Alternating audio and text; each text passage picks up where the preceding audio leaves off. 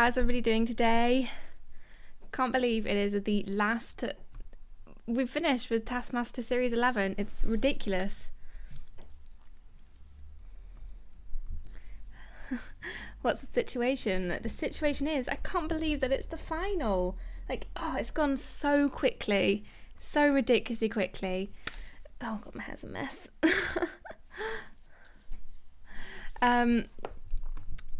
Hello everybody.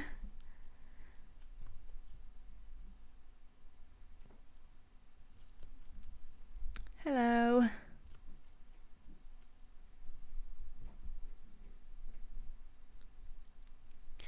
Right.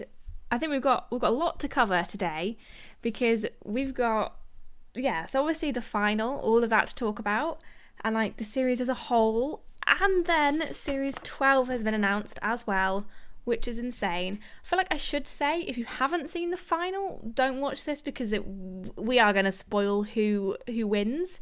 But I imagine all of you have seen it, hence why you're all here. But yeah, so I can't wait to get into it. Taskmaster started 70 days ago. Wow. Oh yeah, of course it did. Yeah, that has gone so quickly, so quickly. Don't remind me that it's over. Oh, I know. It's been such a good series, but I've heard great things about series 12, which we'll get on to later. So, yeah.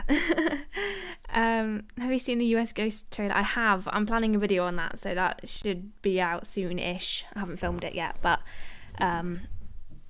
yeah. I'm so sad it's finished, but season 12 looks good. Yeah, that's how I'm at. It's so sad to say goodbye to series 11 and the contestants, but I think from what Alex has said about series 12 and what people who have seen the tapings of it, they've all said we're in for a treat. So yeah, I can't wait for series 12, which I think is September, which is not too far away. Honestly, it was such a great final, though. Yes, it was. It was so good. There was so many amazing, hilarious moments from it, which we'll get into. I loved how they started the last episode by doing the best quote or the best moment from each contestant. I thought that was a really, really good way to start the final episode. So obviously we had Charlotte's quote, "What's the situation?" which, just brilliant. Lee's "I've got a BAFTA," which is great. Sarah's sugar salt moment, the realization that it was sugar, not salt. Jamali with the tap water, and then obviously Mike's hemorrhoid dislodgement, which such a good way to start an episode. I hope that they'll continue to do that. I think it's a great way to start off the final episode. So I'm very happy about that. I like that Lee wore his Evel Knievel outfit for the final. Yes, I do like it when they do something a bit special for the final. It's such a nice thing to do. I thought at first that Mike was just wearing that crown hat because it was the final. But yeah, we'll get into that because that has been again another fantastic moment from Mike. So good. Alex Stewart says when they started playing the sounds, I think we all knew where it was going to end up. Yeah. Yeah. It couldn't not be, could it? It couldn't not be that bit. It was absolutely brilliant.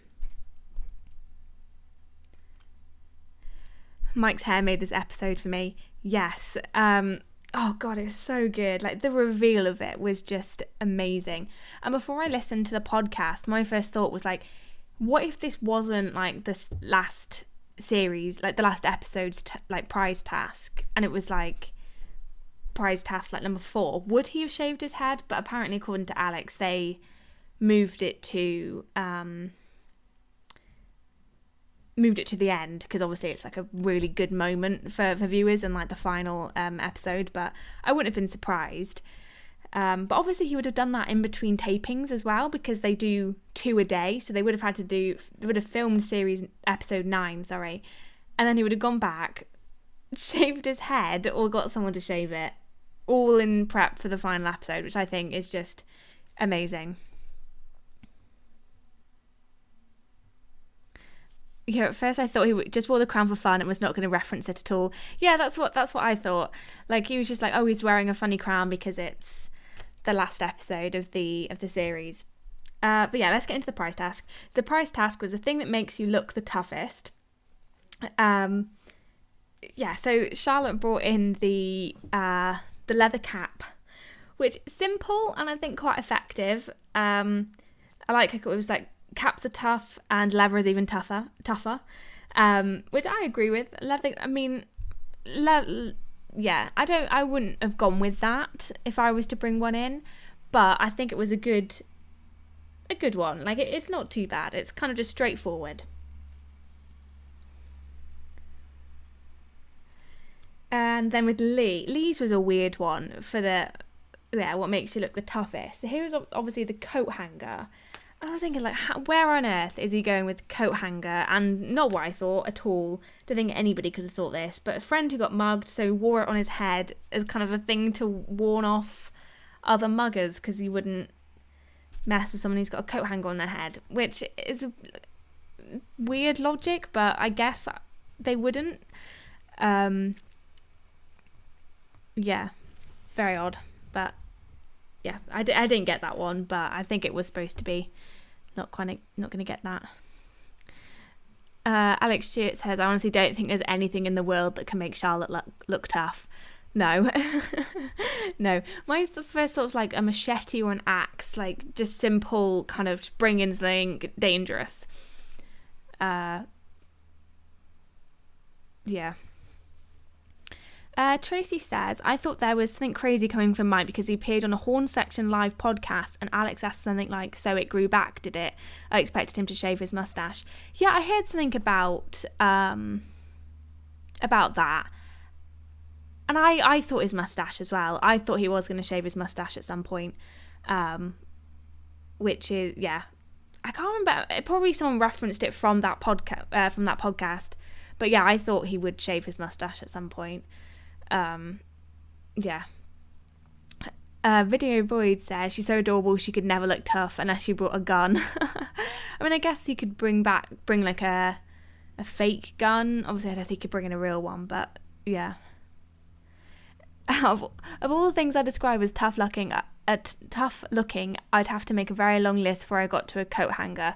Yeah. Yeah, I mean, it's a very weird story, but oh well. And then we had Sarah's apocalypse survival kit or apocalypse backpack, whatever she called it. And I get the idea, but it isn't tough. It's just prepared. Like, yeah, like you wouldn't look tough. It makes you look the toughest, and you don't look tough with it at all, I would say. Yeah, I mean, from the outside, it's just a backpack, really, isn't it? Yeah.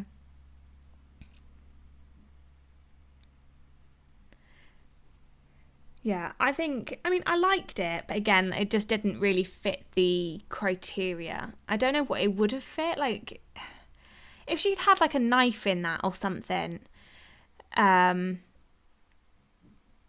I don't know, because there wasn't anything that would make you look tough. It was literally just like medical equipment and like a skipping rope, or it didn't really fit the criteria. Yeah. And Robert just points out Sarah got so annoyed that she wasn't marked higher for her prize. Yeah, because I genuinely think that she was just proud of it and she thought it made her look tough. But yeah, no, I think she was marked. I could, between Sarah and Lee, those two were definitely the bottom two. I guess it's just depending whether you think a coat hanger or a apocalypse survival kit is tougher than the other one. It's not tough to go outdoors, no. No, definitely not. Right, and Jamali obviously brought a bat with a nail in, which is straightforward, it's effective, it was great. I loved it. I loved that he was Greg told him well done, and he said, "Oh, it's the first time I've hammered a nail into a bat and someone's congratulated me on it." But it was good. It was simple, effective, dangerous, threatening. You wouldn't want to see somebody carrying a bat with a nail in. So, yeah, I thought he was going to get 5 points, but obviously Mike just blew everybody out of the water, didn't he? Like, it was just ridiculous. So obviously we've talked about the crown, and just the reveal of it was so good, because he's talking about how if he runs out of his nighttime milk, and he meets some street toughs, and just the reveal was so good. Like, and the mohawk was just absolutely incredible. Oh, I don't know how he comes up with this stuff. Like, apparently it isn't the first time he shaved a mohawk into his head either, which I'm not surprised really at all. But yeah. Yeah, so good. And yeah, Mr. Tough Guy time. So good.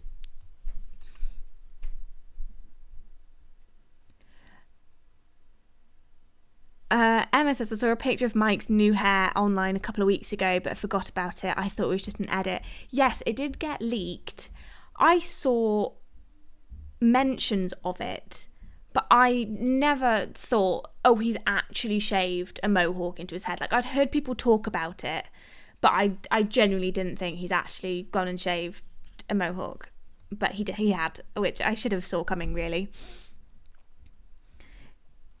In one fell swoop, Mike made it into my god tier of contestants. Yeah, like he is one of the greatest contestants ever. Like, I cannot believe how good he was. Like, I was expecting him to be good and like slightly chaotic and insane, but he absolutely ridiculous. Like, I cannot get enough of him. Like, and it seems like everybody loves him, which is great. And yeah, I bet he's gonna do something good after like Taskmaster. Like, he's already got kind of like a good career, like in Man Down, and he does a lot of radio and podcasty stuff, but yeah, I think the demand for him is going to go through the roof, really, isn't it? Carla says, my mouth hung open in shock for a while at that reveal. Yep. Like, I just couldn't believe it. It was absolutely insane.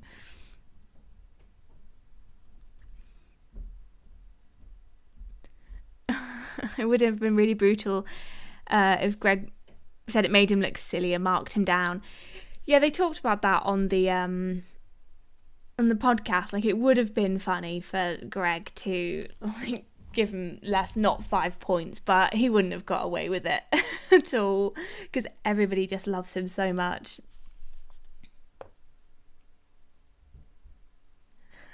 I thought for a moment it was just a bold cap, but no, it was real. Yeah, I mean, yeah, just you could kind of tell on the side that it was real, but oh my god, I just can't believe he did it. Sita says, almost as ballsy as Joshua Dickham's tattoo. Yeah. And yeah, I think this is the first. I'm trying to think if anybody else has done anything like that, but I think it's literally just those two. Yeah, the tattoo reveal was great. Like, I could not believe that in series one. Series one of all places, like, no one really knew how competitive it was going to be, and he's just gone and tattooed Greg onto his foot. Ridiculous. The reaction from all the other contestants was amazing as well. Yeah, it's like literally just everybody is in awe of Mike, and it's great. The best part is that the hat seemed normal for Mike. Yeah, I didn't question the hat at all. I was just like, oh, he's wearing it because it's the final episode. Like, it makes sense. Like, yeah, hat for the final episode. Right, and yeah, obviously Mike got 5 points, which I am fully for, because if you do things like shaving your head, getting a tattoo, stuff like that, you definitely deserve 5 points. And then again, Jamali fully deserved 4, and I think I agree with all of the points on this one, actually. And then Charlotte with 3. And then Lee and Sarah, I can swap around, but I'm not really too fussed. Both of them aren't great. But maybe, I mean, Sarah's is a better prize than Lee's, obviously, but whether or not it's better fitting the category is kind of up for debate, I guess.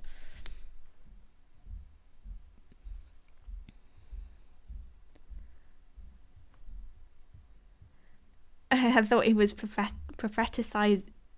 I can't even say that. Prophetizing. I can't say that word. I thought he was propheticizing a series win. I know I'm saying that. I don't know why I can't say that word, but I know what you mean. And I'm sure people can read that comment. But yeah, no, I thought it was kind of a hint that he was going to win, definitely. Alex says, I'd have swapped Sarah and Lee, but agree with the others. Yeah, I'm the same, yeah. Mike's shaved head reminded me of Brinley's Gollum reveal in New Zealand series. Completely unexpected and hilarious. Yeah, that was so good. Like, if you haven't seen the New Zealand version, definitely watch it, because there's a couple of, well, it's a really good series anyway, but there are a couple of tasks that just absolutely blew my mind. Like, they were absolutely hilarious. Yeah.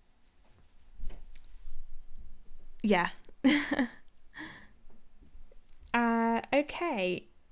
Yeah, okay. So, yeah, no really gripes about the scoring. Again, probably swap Lee and Sarah, but I don't think it's too much of an issue for me. And yeah, okay. Task 1, which was make the biggest picture of a big scary dinosaur using the photocopier. And I believe they had 15 minutes and they couldn't leave the garage. So, yeah,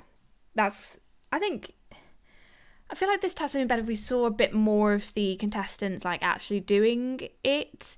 But I like the task overall. I thought it was quite good. I mean, we started off strong with Sarah shooting Alex with a staple gun, which yeah, which is just insane. It's a testament that Mike actually caught up with Sarah's massive lead. If he hadn't had that episode where he was disqualified for every task, then he probably would have won. Yeah, probably. Oh yeah, because him and Lee did have a couple of disastrous episodes, didn't they? Like, yeah, terrible episodes. Will we address the backless jacket now or at the end? Probably at the end. I think so.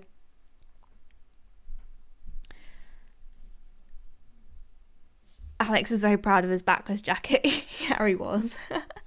Oh, I love Alex. He's so great. Yes, okay, so he had it coming. I mean, I'm surprised. I bet the health and safety people were going mad at that.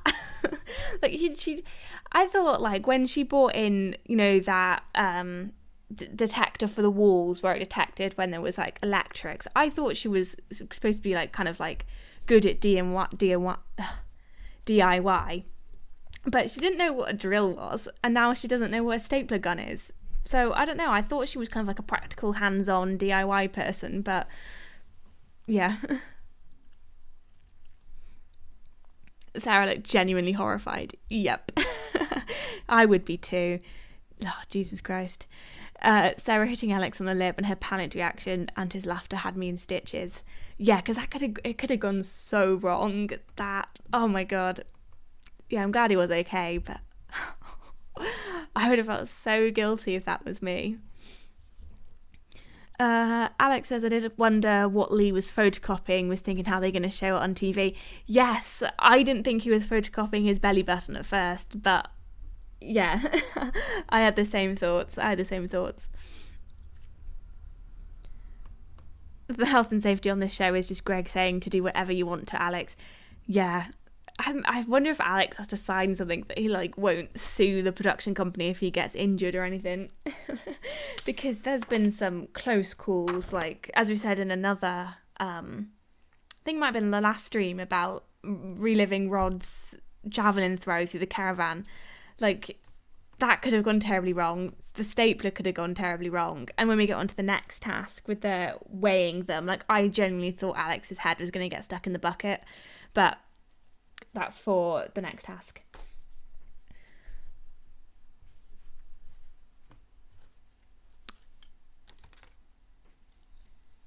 So, right, let's start with Mike. And Mike and Jamali were the first ones to do it. And yeah, I thought both of them had pretty good attempts. I definitely don't think they were the strongest. So, I mean, they both had some great quotes. I mean, all of them I did think in this task. But I liked Mike's, I've done a right boo-boo. I thought that was just, I just love it. He's just got such a way with words. I just love it. It's great. And then, yeah, so Mike's dinosaur was, it was cool, but like I don't think you could look at that and think it was like a dinosaur, if that makes sense. Like it was cool, but yeah, and they did describe it as a very friendly dinosaur, and the criteria was, what was it? Yeah, just big and scary, which in my opinion it wasn't either, but I did like it. Yeah, I did like it. Off topic, what do you think about the change in Greg and Alex's relationship in the coming series? Alex hinted it's going to be more warming. Ooh, yeah, we'll talk about that later if you want to remind me again if I forget. But I think it is an interesting idea, definitely. And then, yeah, Gluttony Reaper says Jamali using his phone yet again. Yeah, I think they talked about this on the podcast as well, but he's got, like, even though he does use his phone quite a lot, it's always done in a funny and kind of like inventive way. It's not like kind of using it to, like, he's not exploiting it really. And then Jamali's just weird. I think it didn't look like a dinosaur, like, at all to me. Like, just, yeah, didn't look like a dinosaur. But it did look quite cool. What was it? Dragonfly with 2 dicks is how they described it. Which it did kind of look like that. Yeah, it was very odd. And obviously we had the famous mistaking Greg Davies for Dara and Brian, which is just great. Like, I kind of forgot that Jamali wasn't really familiar with the show very much. But it was cool. I think 3 points is a bit too much. I think 3 was a bit too much, to be honest. Definitely because, I mean, everyone's talking about Charlotte's already. But yeah, we'll go on to Charlotte's next since everybody's talking about hers. But yes, I agree. Charlotte's was definitely undermarked. It was really cool. Like, yeah, like the feet weren't great or whatever. And I guess it probably wasn't very big. I couldn't quite tell how many pieces of paper it was. But it was so inventive with the, like, Charlotte's eating another, like, Charlotte ahead. Like, that was a really good idea. And yeah, he definitely could have got, yeah, he definitely did underscore Charlotte, because her yeah, it was so creative and so good. Like, I definitely feel like she should have got more. Yeah, everyone's agreeing Charlotte's was underscored. Charlotte should have scored higher. The head being eaten was the best part of hers. Yes, it was. It was so good. Like, yeah, I thought it was really, really good. I don't think it was the best. I definitely think probably 3 points in the middle, because it was definitely better than Jamali's. Mike's is difficult. I find Mike's really difficult to score, but we'll get on to the other ones as well. So Sarah's I really liked, because it did look like, when I first saw it, it's like, oh, what's that? But when you look at it, it is exactly kind of like is it Bronchosaurus? I don't know my dinosaurs too well, but is it like a Bronchosaurus? It looked really good. Like, it was big, it looked like a dinosaur, you could very much tell it was a dinosaur, but yeah, not very scary. Yeah. I think in concept, Charlotte's was the scariest, Alex Stewart says. Yes, I would say Charlotte's was the scariest. Yeah. To be completely fair, they were all pretty shitty. Yeah, none of them were too great. I was expecting better when they revealed them. I like that people had different approaches. Like, they were all completely different, which I think is what makes it hard to score. Because I think probably Lee's fits the criteria the most accurately. Yeah, I'd probably say that. I mean, Lee's obviously, so he was photocopying his belly button, which we've mentioned before. We didn't think he was photocopying his belly button. But yeah, I like that he used colour, which somehow made it look more disturbing. And yeah, so he uses arms for legs, and yeah, like Alex's head for the butt, which I thought was funny. But yeah, his was definitely the biggest. It was definitely the scariest. That I would, not really. I think Charlotte's would be the scariest, but his is probably a good balance between, scary and like big looking like a dinosaur thing. So I'd personally give Lee 5 points. And then it's between Sarah and Charlotte for 4, because Sarah's, I think, looked like a dinosaur, like the shape was really good, but then Charlotte's was more creative. It was, yeah, there was a bit more, it seemed like more effort went into that one. Yeah, I mean, the one eating a head was scary, just not dinosaur-y. See, it is difficult to pick between these ones. I'd be interested to see how you guys would score them, because I do find it really difficult, because Mike's, again, like I said, is really good, but it just doesn't look like, I don't know, it's quite small, which is how they, yeah, I don't know. But I don't think I've said actually how Greg scored it. So he gave Sarah 5 points, Lee 4, Jamali 3, Charlotte 2, and Mike 1.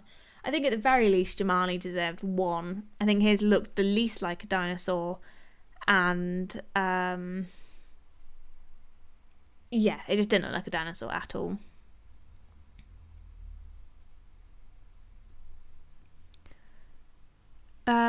Will you be doing this for Champion of the Champions and Series 12? Hopefully, yes. I want to.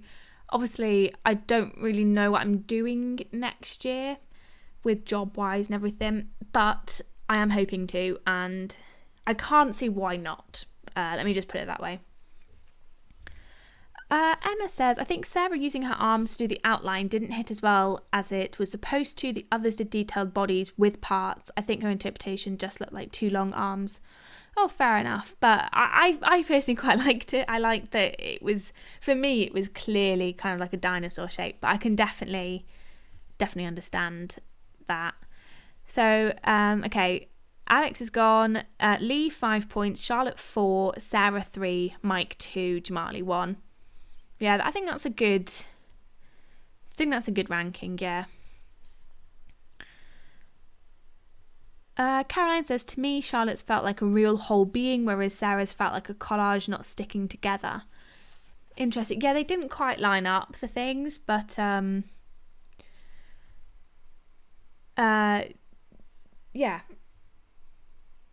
It's hard, because I did like the shape of it.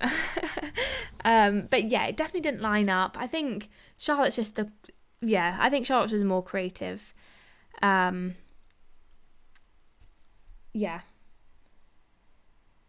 Okay, let's go on to, I think I've said everything I want to say about that task. I'm trying to think of anything else I wanted to say. Oh yeah, someone's mentioned the human centipede. Caro says, is a human centipede technically a dinosaur? I could have seen Greg giving Lee another disqualification on that. I mean, I guess you could argue either way, but I think none of them looked like terrifically like a dinosaur. So if everybody's looked perfect and great, then I can understand that, but like, I don't know, I felt like that would have been mean, but again, I can't put it past Greg. No one did it well, so it's a question of finding what you liked with them. Yeah, it's a difficult one to rank because they're all weird, they're all completely different approach. Yeah, it's hard to say. So, task 2, I really liked this task. I thought it was great. So, it was scientifically work out how much Alex's head and feet weigh, cannot use the internet, and they had 20 minutes. So, he was dressed as a Roman, which I thought was going to be hinting towards, like, the theme for Series 12. But apparently it was just for a pun that Alex hasn't said, that apparently he will really find funny. But again, I thought it'd be for next series' theme, but yeah, obviously not. And I loved Charlotte's like way joke. I thought that was really funny, and just the clarification that only close friends can do this, which I just thought was really funny. It's like she just thought of something that happened, like, you know, kind of a joke they'd do ages ago, and then had to quickly clarify, be like, oh no, this is just, you can't just go around weighing people, like. Yeah, and I think again we've got some of Greg and Jamali's relationship growing, which was Greg being proud of Jamali because he didn't let Alex use like Roman puns and stuff, which I thought was quite funny. Fredo says, I saw this somewhere else, but Alex was a Roman due to an ancient theory about water displacement, thus hinting at a clue to the task. Yes, I did think that as well, because it's like a crown. They put like a crown in a bath and realised that water was going. That the thing? But I'm pretty sure he was like Greek though, wasn't he? I don't know. I'm not very good at that sort of stuff. Yeah. Jay Green says, I thought they would get extra points if they wrote the weight in Roman numerals or something. Oh, someone did point out that the kind of like the year the Roman Empire fell was like, I can't remember exactly, but it kind of sort of matched up with the numbers of like the feet and the head weights. But that might be completely wrong. I cannot remember anything. I can't remember who said it. I think it was on Reddit or Twitter somewhere. But yeah, that one seemed to make sense. It might have been like, I can't think of what date it was. Yeah, I can't think of what they said, the date the Roman Empire fell. I guess I could Google it, but it kind of made sense for me. But apparently it is just a pun Alex is making, he said. Oh no, apparently the Roman Empire fell in 476, which doesn't really fit. So whoever said that on Reddit or Twitter was wrong. No, it doesn't work out at all. Nah, discount everything I just said. Christian says, I'd have aced this task because I saw them talk about Lee's water trick on QI once. Yeah, I literally had no clue what to do. Like, I couldn't think of like how I knew there was a way of doing it, and as soon as I said the water thing, I was like, oh, I know the water thing. But I would never, like, if it wasn't that they were doing it, I wouldn't have got anything at all. Yeah, I don't know how I would have done it. I probably would have done something stupid because it was quite hard. So yeah, I mean, Lee absolutely aced it. So doing the filling up a pan of water and then displacing the water by putting in like feet and head and everything. And it was very good, very scientific. And it was kind of like he was just straight into it. It was like, I know exactly what to do. I know exactly what to do in this. But yeah, I thought he did a really, really good job.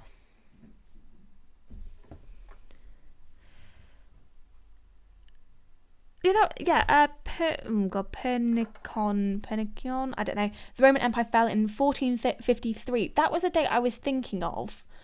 And then it would be like 1 for the feet and then 4.5 for the head. But I don't know how that would have helped anybody. Might just be a thing. I don't know. Mark Ross says it only works because, as Lee said, water has a similar density to the human body. See, that was one of the things I was thinking of, but that makes sense because I was like, well, I get the idea. You know, if you put it in the water, the ones that come out is kind of like the, you know, the weight of whatever you put in. But I was just thinking, well, if it's like you've got a tiny like lead ball compared to like a big like thing, you're not really displacing the weight. It's just kind of like the how big it is, like the volume of it. But if it's similar density to human body, then that makes sense. Because I was so confused. Like, I knew that was a thing to do. Like, obviously, once we were doing it, I was like, oh, this makes sense. But yeah, I don't know. Without even knowing the water thing, I probably wouldn't have been able to work out how to do that practically. No, like I thought once Sarah found the watermelon that there would be similar things around the house that linked to like how, you know, similar to Alex's head and then to his feet as well. yeah, I thought the watermelon would be pretty much exactly, but it was quite a small one. I don't know. So yeah, Lee did great. Again, like I said before, I thought his head would get stuck in the bucket because like it was quite a small like pan, wasn't it? Like I genuinely thought he would get stuck in that, which I mean would have been funny, but I genuinely felt nervous for Alex then. And then obviously Lee used Alex's legs for writing on with a Sharpie, which is something I would expect Rod to do.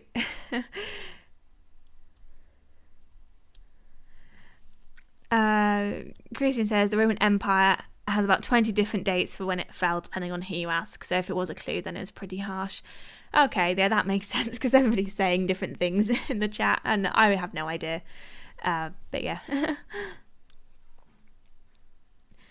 Tracy says I probably would have ended up doing what Sarah did, finding things that were similar size and weight to them, and then guessing the number a little higher. Yeah, because the melon made sense, and I think quite a few people are pointing out it went downhill with the fish fingers. Melon was clever, but the fish fingers just left me baffled. Like, yeah. But yeah, so it was good. Lee was absolutely great. He guessed 4.2 kilograms for the head and 0.8 kilograms each for the feet, and it was 4.5 and then 1 kilogram per feet, which, yeah, very, very close. Like, yeah, absolutely amazing. And Mike, he had the same idea, but I saw somebody mention this ages ago in the chat. Like, why didn't he fill up the bath all the way there? Because, yeah, like it just, why fill it up that little? Yeah. So I guess the reason why he didn't fill the bath all the way because he only had 20 minutes. So if he's got to fill a bath all the way up to the top and then like measure everything and the weight of everything, then then like he would have run out of time, I guess. Yeah. So he guessed quite far off with the head. So he guessed 8.2 kilograms for head and then 3.5 kilograms for both of the feet together, which isn't bad. Yeah, it wasn't bad. Bed Murphy says, well, the meat idea was solid, but I thought it would be lamb or steak, not fish, in regards to Sarah. Yeah, like, I honestly thought there would be something else hidden that would be the same weight, but yeah.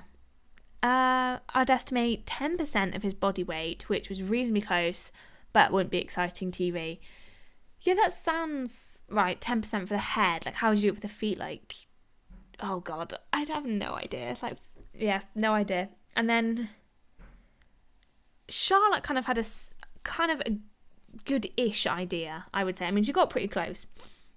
But first she did start by asking him, which would have been funny if he just knew the answer and would just tell him. But yeah. So she like weighed all of him and then measured him, and then, you know, he's got 7 heads worth of body, but obviously, quote, which is, it's obviously not, the weight isn't distributed evenly, you know, on the head, shoulders, knees and toes. It was like it was so funny. It's like she instinctively was going to go with the head, shoulders, knees and toes and thought maybe not, but then decided, nah, go with it. It's so good. Like, so, yeah, childlike, sorry, I'm slurring my words again. The children's presenter TV, like, yeah, she just fits it so well. Just automatically going into head, shoulders, knees and toes. Carolyn says Charlotte asking Alex was genius. I would have tried it too. Yeah, I mean, it doesn't hurt to try, does it? Like, imagine if we did just go like, oh yeah, it's 4.5 kilograms. Yeah. I liked how she was weighing his head, and she told him to go slow, and he was just like, almost like just going in the air. Like, I don't know how he did that. That would have hurt my neck so much.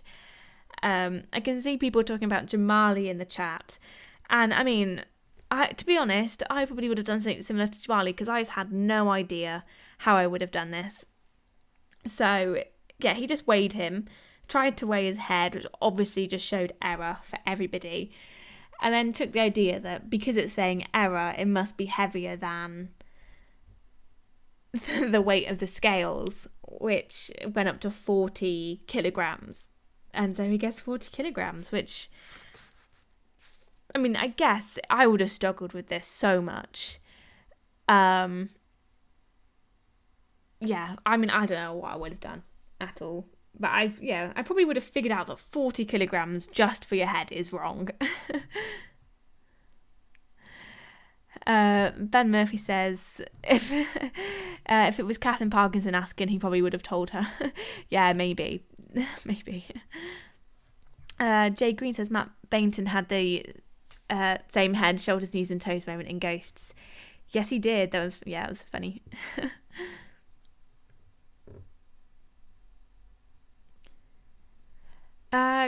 Caroline says, not knowing Archimedes' principle, finding the precise weighing scale, not the electric kitchen one, was the best. I don't know why Sarah didn't stick with it and went with the watermelon instead. Yes, because the scale said that it was 4.5, so she got it exactly right. Like, yeah. She got it exactly right the first time, then decided that she would kind of go in the middle between the watermelon and what the scale said, and ended up at 4.2, which isn't too far off. But yeah, she could have got it like spot on if she just went with what it said on the scale. Very much a guess and go fast approach from Jamali. Yeah. I mean, that's been his approach a lot of the times, really, hasn't it? And, you know, not a great approach, but yeah. So, what does Jamali... Oh, yeah. Jamali gets 40 kilograms for the head and then 4.2 kilograms for the feet. And then Sarah gets 440 grams per foot. I believe it was per foot and not 880 per foot. And, yeah, so Jamali in last place, obviously. Then Mike with 2. Sarah with 3, Charlotte with 4, and then Lee won the task with 5 points, which, again, it can't really complain or really argue with the points in any way because it is just who was closest. But yeah, Lee's definitely deserved to win. Like, he definitely had the most scientific approach, and it was just so accurate.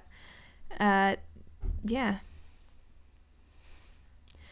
Alex says, if Alex didn't know and it was Al Murray, Al would have paid him to tell him. Yes. I'm surprised we haven't had more people like paying Alex to do things. Like, it was literally just in series 3, they were just chucking money at Alex like all the time. Nobody's really done it since. I guess maybe a couple of times. I don't think so though. Just series 3, just chucking money everywhere. Right. Trying to think anything else to say about the second task. I don't think so, but I think task 3 is definitely one of the funniest tasks. Is it the funniest task this episode? Yeah, I think so. So task 3, which is the team task. So it was direct a teammate into the red circle. So the person who's directing has to stay on the chair, and they're only allowed to give one instruction every 30 seconds, and that instruction can only be formed of 3 words, which is a really good task. Liam asks, how much did his feet weigh? It was 1 kilogram each, I believe. Ernest says, I think they were dissuaded from giving Alex money. And Caroline says, yeah, I think they discourage contestants to bribe Alex now. It wouldn't be much funny anymore. Yeah, no, that is true. If they've been told kind of you're not allowed to bribe Alex, then yeah, it makes sense. It was funny for that series, but yeah, I could definitely understand that. Yeah, everyone else is saying, I love it how the task ended on total chaos. Such a good team task. And it's such a simple one as well. Like, I'm surprised they haven't... I mean, they've done kind of similar things to this one, but yeah, just a really, really, really good task overall, I would say. Like, yeah, definitely.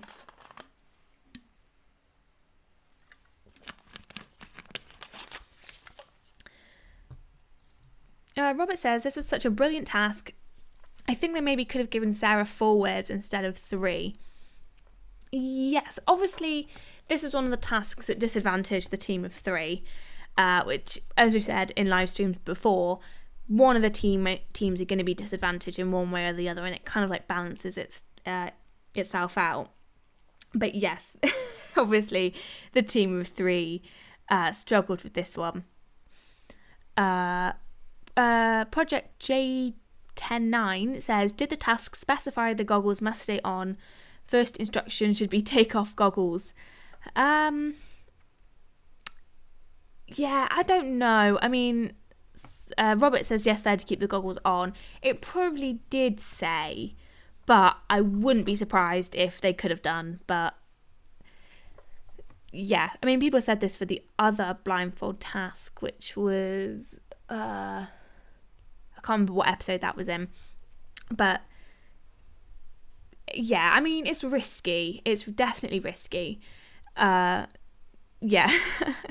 Alice says, every week I've seen the clip of Charlotte with the darkness goggles on in the titles and wondered if it was in that episode, and finally it was. Yes, this was definitely a final episode task. Like, it was just hilarious. I absolutely loved it. Like, oh god, it was so funny. I mean, we'll start 3 Point Dicer just said, I'm surprised there was no safety concern with people stepping into the sand. So easy for rolled ankles. Yeah, I would have definitely hurt myself on this one. Oh god. I mean, yeah.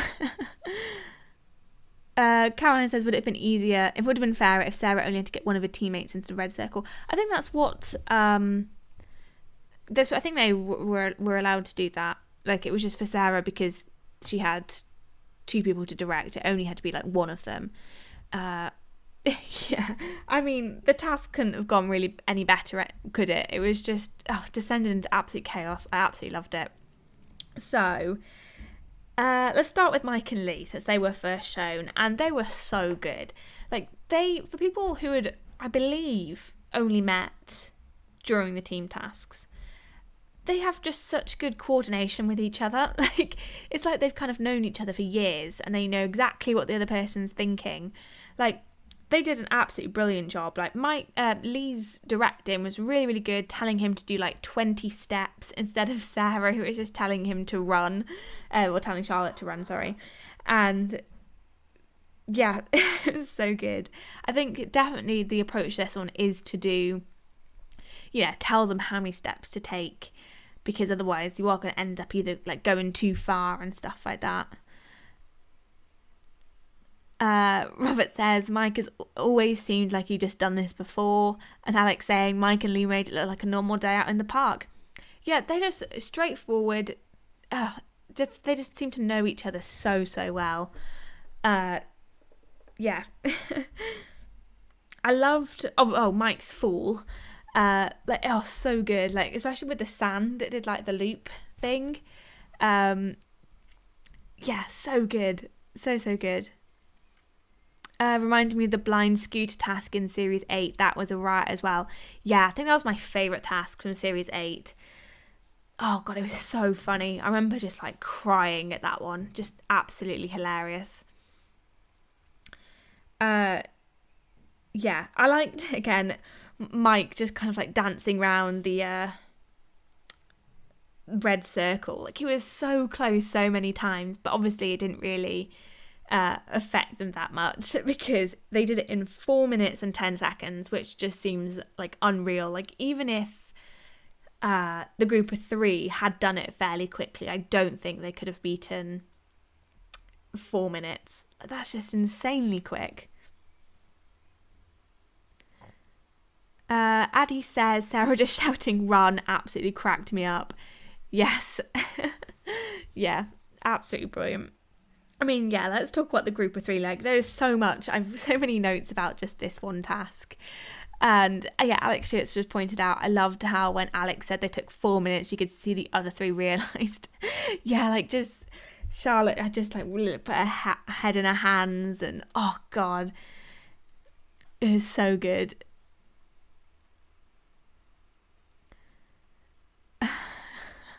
Mike's form was hilarious. He couldn't do it like that if he planned it. Yep. Ben says Mike trying to guess which direction southeast actually was, not just from the way he was facing, is just so Mike. Yeah, I wonder if he actually did get the southeast right. I doubt it, but it would have been funny if he did. Yeah. Alice says, I laughed so much when Mike fell backwards. It was like a cartoon. Then I felt really guilty because he could have really hurt himself. Luckily, he was fine. Yeah, like he did properly go like backwards, and oh god, yeah, I thought he would get hurt. I mean, it's a miracle people haven't got really hurt on Taskmaster, because they could. There's so many times where people could have got really, really hurt. So, I mean, yeah, Charlotte running was just absolutely hilarious, and like no one's gonna run properly either. Like if you're blindfolded, like oh god, I couldn't have ran like that blindfolded. Absolutely no way. And then oh yeah, and Charlotte like swimming as well, which I mean, I don't know how I would have acted if I was blindfolded. I probably would have been like crouching down and stuff, because you have no idea what you're walking into and stuff. And who else to talk about? I mean, yeah, just Charlotte just kept going in the wrong direction, which. Yeah, like sometimes I didn't quite understand. Like some of Sarah's instructions were confusing, but like some of the times Charlotte just went completely the wrong way. Yeah. Grace says if I was ever on Taskmaster, there would be a compilation of me falling and getting hurt. Coordination problems, fam. Yeah, I would definitely get hurt if I was like, oh god. I love how you could see Alex cracking up in the background during the group of three. Oh god, it was so good. Like I love it when Alex just loses it. Like I feel like he's definitely kind of broken character a lot more this series, which has just made it even funnier in my opinion. Like it is funny when Alex doesn't laugh, but he's just been cracking up so much, and I think it's great. Sarah losing words for indications like briskly. Yeah, I don't know why she didn't say that. She could have just said walk and then saved her last word for something else. Yeah, definitely.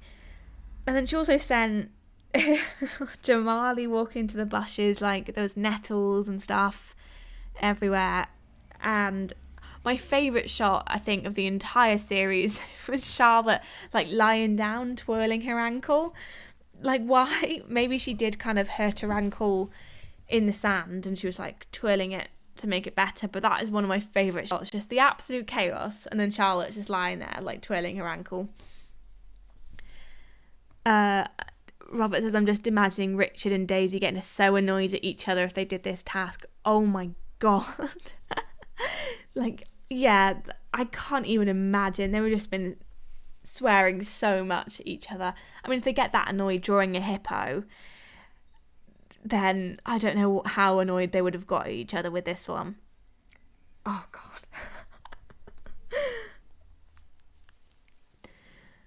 God. Northern Stick says, Jamali just standing with goggles on when the chaos is happening behind him. Yeah. Yeah. Oh, God. Yeah, and just like, I feel like she could have just, I honestly don't know how you would have controlled two people, because they deliberately, I think, had Jamali facing the wrong way round. So she would have had to use some of her words to get Jamali to turn round. But yeah.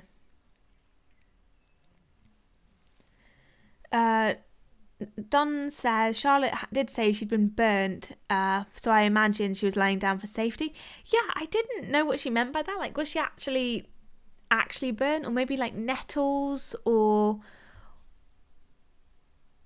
I don't know. Can't think of anything.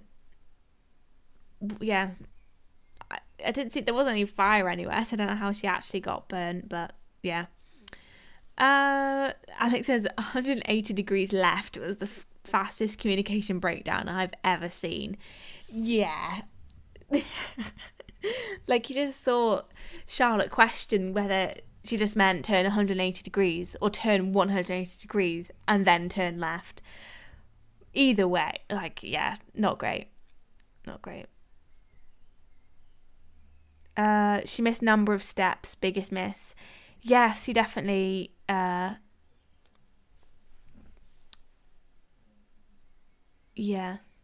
Yeah, the missteps was good, and a lot of people pointed out the turn thing, which, yeah, the turn was very good, and I'm glad she did get credit for that, because it was genius, but obviously the rest of it kind of let her down. Okay, people assuming Charlotte saying she was burnt was meaning she was stung by nettles, she was led astray, burnt herself on the sand, assumed she meant burnt as in tricked. Yeah, I thought it just kind of meant kind of like burnt out was my first instinct. That's what I thought. But yeah, I thought she meant burnt, like she was caught out and learnt her lesson. Oh, that one makes sense. Yeah, so it's like, oh, I've learnt my lesson from walking and running, I'm going to crawl. Yeah, that one makes sense. Because I knew she obviously hadn't got physically burnt, but I was like, maybe she did hurt herself on like the nettles or the sand or something. Yeah, who knows. So I loved also when they finished, Jamali still didn't know what the game was. That was great, just because he just running around in circles. Yeah, absolutely great. And oh, I forgot to say, activate Jamali. That's the title of this episode, which is a great episode title. And I think people point out it's the first time a contestant's name has been in the title, which is interesting. Interesting fact. And oh god, it was so funny. Activate Jamali, that's so good. And they did it in 21 minutes and 18 seconds, which I honestly thought it'd be a lot longer than that. I thought probably double, like 40 minutes, just because of when they kind of like did the compilation of them just going in completely opposite directions. I genuinely thought they'd been going at this for like at least half an hour. But yeah, I think this was scored pretty evenly and pretty fairly. So obviously 100% Mike and Lee deserve 5 points.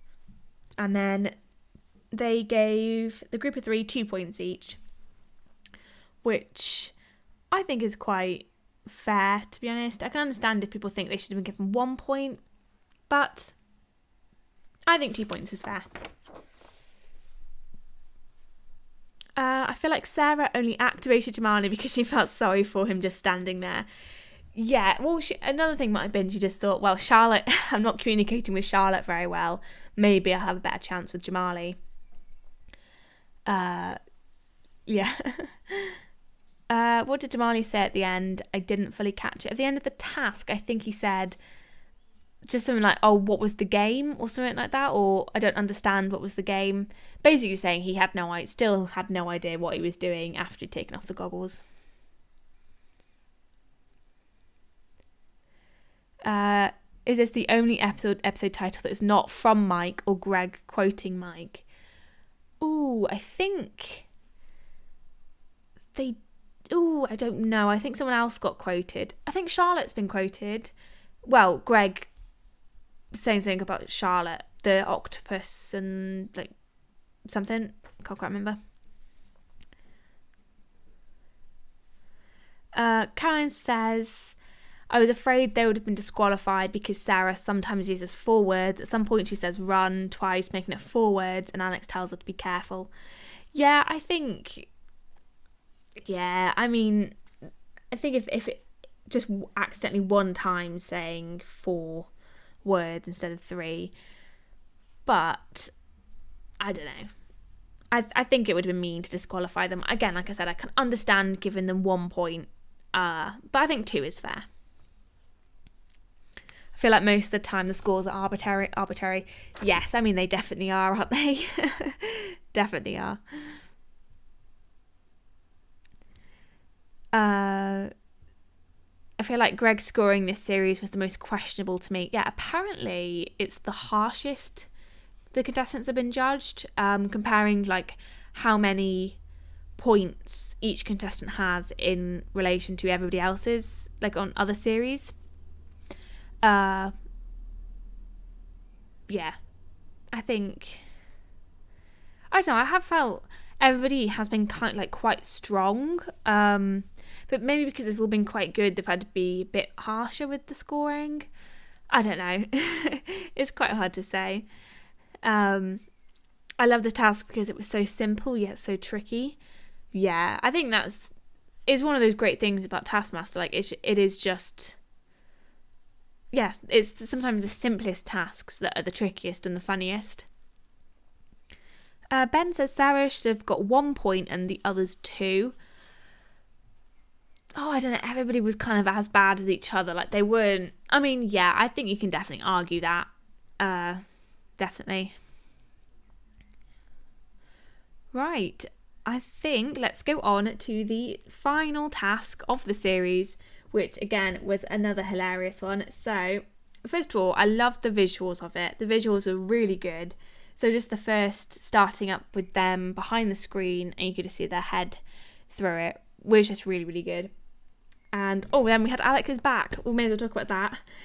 Such a weird thing to do, but really, really funny. Yeah. Like I don't know how he comes up with this stuff sometimes. Like it's just really, really, really funny.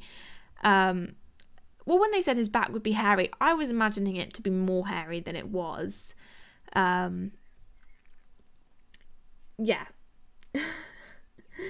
So this task, I think, was actually like really hard. Yeah. So it was. Oh, there's so many rules to this one. So keeping their head still, they had to correctly don their special outfit, and every time their head moved out of the what would you call it, like the frame, then either if it's like then going too far back or going to the side, then they'd have a 10-second time penalty. Which, yeah, and then they had to put their hands in the air when they finished. So yeah, people talking about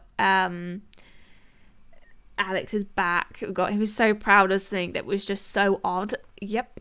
And so bizarre. Classic Alex. Yeah, I mean, I like how a lot of the time you just don't question things that Alex does. It's just like, yeah, that's something he'd do. But yeah, so good. So funny. I loved how they cut out the frames according to the height of the contestants. Yeah. They're all kind of the same height-ish. Like, obviously there is a bit of fluctuation, but yeah. Definitely, like, yeah, all around the same height. I'd have been tiny compared to all of them. So, yeah, I thought this task was really funny. I think there could have been, like, a more tense task as the final task of the series, but I liked that it was fun. I liked the kind of cool visuals to it. It was quite dramatic, and I liked that, and the reveal was hilarious. So them actually doing the task was funny because you saw them struggling, keeping their heads in the frame. And I love that Jamali had to rip his up, which he's had to do that with. What was the other thing that didn't fit him properly? I can't remember what it was, but they obviously got his size wrong when they I don't know, ordered all the things. Robert's quoting Charlotte saying, you know, I can get dressed very quickly. Like, yeah, that was so funny. Like bragging, but just not really at all. So good. 3 Point Die says if it was series 8, Charlotte would have been given the same height as everybody. Yeah. Oh, she was tiny, isn't she? Yeah. Was the costume a camel or a llama? It was a llama, but I thought it was a camel at first. Yeah. Mr. Apple says, this task reminded me of the 10th task from Series 1. Yes, I like how they're kind of mixing up previous tasks a bit. Like, they have done it quite a lot of this series, actually. Like, I've mentioned, a lot of them have kind of really reminded me of tasks from Series 1. like the finding out what's battered, and the one where they had the stepping stones and they had to get to the other side, which I really like, because it's kind of like they've got, they're just reusing their ideas in a good way. They're making them fun. Yeah, definitely good. I loved it. So, I mean, the reveal was absolutely hilarious. Like, Sarah just getting hers on back to front. Like, I couldn't control myself. It was so funny. Like, oh God.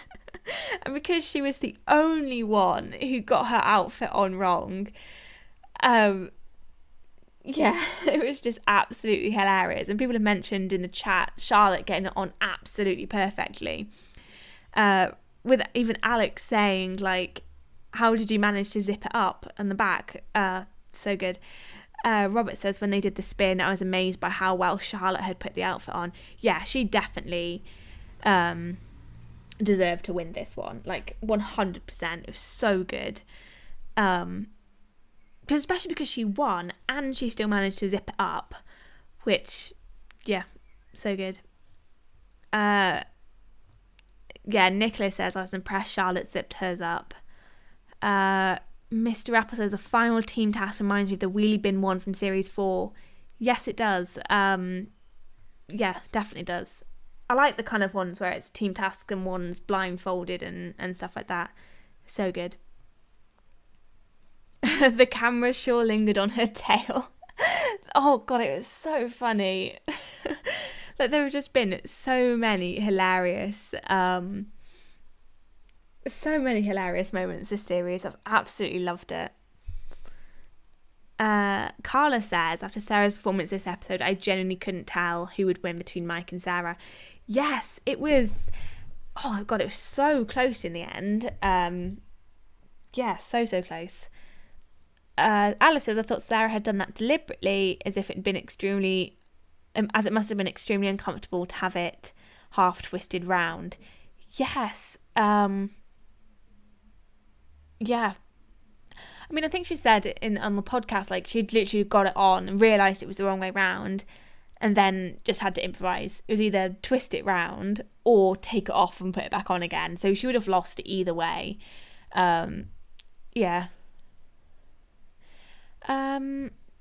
Jake Green says, of course she's good at putting on animal costumes. She's destined to be a children's TV show presenter. Yeah. Just everything she does just makes her look like a children's TV presenter. So good. Mr. Apple says, this series might have been my favourite selection of live tasks of all time. Yes, the live tasks have been extremely strong this series. Like I've mentioned this so many times before, but the slap and tongue, so good. Absolutely loved that one. So good. And then, there's just been so many great tasks. And so for the final task, Sarah only got 1 point. She put hers backwards and she got so many time penalties that she ended up taking her end time was 540 seconds. Then Jamali came second last with 490. Then Lee with 300. Mike with 210. And then Charlotte with a really quick 150 seconds. I don't know how she did it so quickly. Like, she must have not taken her head out of the thing at all, pretty much. But so good. And so the episode winner, we'll get on to the episode winner first, was Lee, and he has had a really good kind of like second half of the series. Like, so good. I can't believe how well he's done. Like, he's been on a roll, but in the same sense as well, like, he's never really done bad apart from like the 2 disastrous episodes that him and Mike had. And then obviously the series winner was Sarah, and only by 4 points, which is insane. Like, she had a 20-point lead at one point. It's just, so cool how they've managed to catch up. I like that it is closer. So there's only 7 points between third and first place. So I like that it hasn't been kind of like a runaway victory. There has been pressure on Sarah, because while I do think she deserves to win it because she's just naturally really good at the tasks. Like, she just has that really good approach to them. So yeah. Just seeing Mr. Apple creating Charlotte's. I can genuinely get dressed quick. So brilliant.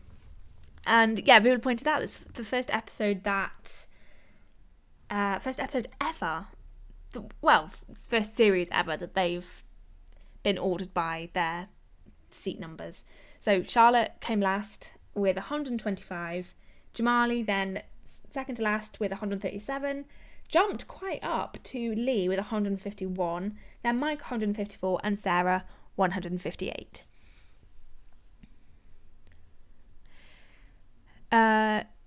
Because I've seen kind of a few people say that kind of like Sarah's been overscored, some people saying Sarah's been underscored, but like it is so difficult for Greg to judge it, and I think any one of them is a deserving winner. Sarah has a really good approach to tasks, she's naturally good, and obviously Mike is hilarious. But the issue with Mike is sometimes his absurdity can obviously get him 5 points, but it can also kind of make him lose.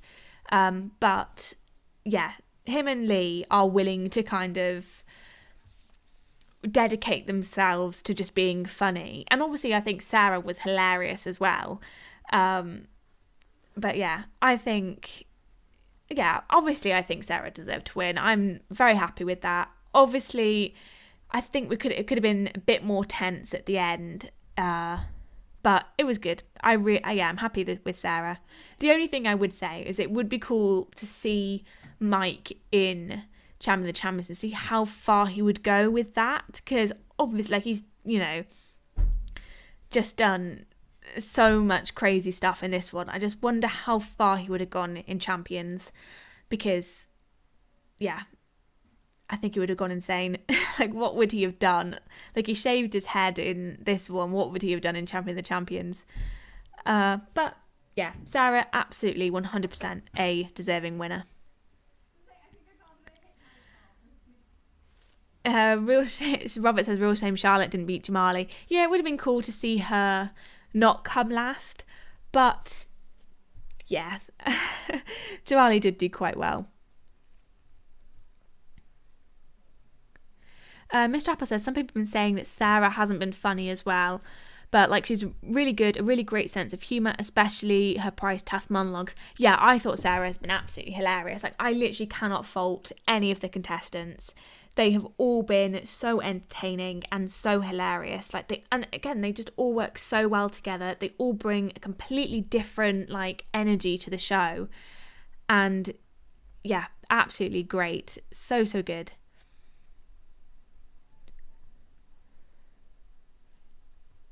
No point arguing the scoring. Taskmaster's word is final. Yeah, absolutely. And yeah, so good. And right, people are already talking about series 12. So let's talk quickly about the contestants from season 12. I will probably be doing a video on the series 12 contestants. Like I did with series 11, which kind of, if you don't know any of them, which I'm not too familiar with 2 of the contestants, so I'll basically like compile everything they've been in and give some like recommendations and everything. But if you don't know, the Taskmaster contestants for series 12 is, actually no, you all would have probably seen it because it went directly after the episode. Yeah. Caroline says, all of them are amazing. I'd have been happy with any of them winning. Yes, absolutely. I agree with that. 3 Point Dice says, I think Sarah's been great. Like, if you're going to be direct and literal the tasks, best to be self-aware and deprecating like she's been. Yes, absolutely. Yeah, right. People are excited for series 12. Mr. Up says, so hyped for series 12 lineup. I'm definitely not as excited for this one as I was for Series 11, but there are a few people that I'm excited for, and I'm really excited to learn more about Desiree Birch and Morgana Robinson, because I don't know them too well, but pretty much everyone I've spoken to have said that those two are amazing. So I cannot wait to get to know them and their kind of comedy and everything. So obviously, the contestants are Alan Davies, which is great. Sorry if you can hear that. There's like a helicopter or something going past. Yes, so Alan Davies, Desiree Birch, Guz Khan, Morgana Robinson, and Victoria Coren Mitchell. Which, oh god, I've wanted Alan Davies and Victoria Coren Mitchell to be on the show for so long. Oh, I'm so happy, and I really like Guz Khan. I haven't seen Man Like Mobeen, which is what most people know him from, but I believe he was in Borderline, which is just a brilliant show if you haven't seen it. I think he was in Borderline. I think he played... Yeah, he was. He played Mo. Yes, I'm very happy about those three.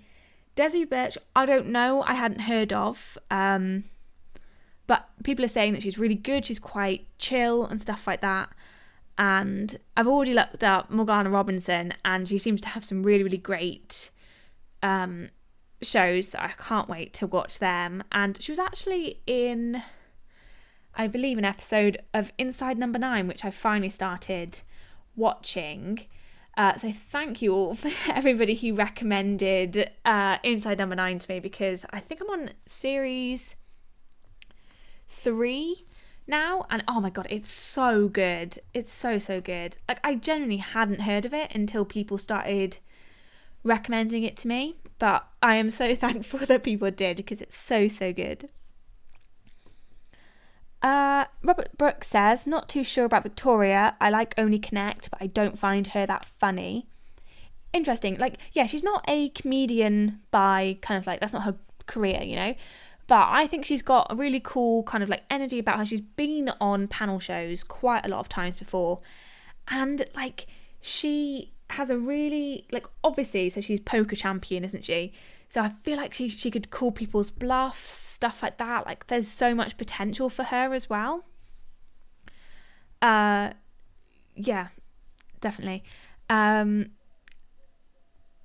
says, I look forward to Victoria Coren Mitchell handling Greg. Yes, I definitely think that she could challenge him quite well.